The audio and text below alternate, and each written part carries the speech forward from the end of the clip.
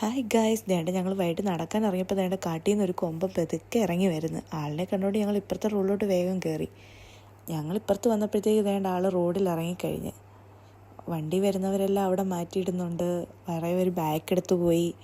ആൾ ദേണ്ട അപ്പോഴത്തേക്ക് കറങ്ങി ദേണ്ട ക്വാർട്ടേഴ്സിനകത്തുള്ള റോഡിൽ കയറി.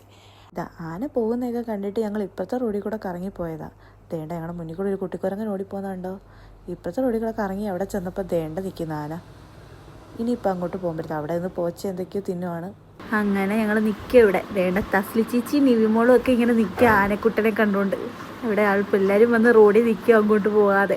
ആന പോയിട്ട് വേണം ദേണ്ട നമ്മുടെ തസ്ലി ചേച്ചിയൊക്കെ ക്വാർട്ടേഴ്സിലോട്ട് പോകാൻ. ദേണ്ട പിള്ളേരും ഇവിടെ നോക്കി നിൽക്കുക. ആനയാണെങ്കിൽ പോകുന്ന ഒരു ലക്ഷണവും കാണുന്നില്ല. ആന കുറച്ച് മുമ്പോട്ട് പോയി കഴിഞ്ഞ് ഞങ്ങൾ പെതുക്കെ നടക്കാൻ തുടങ്ങി.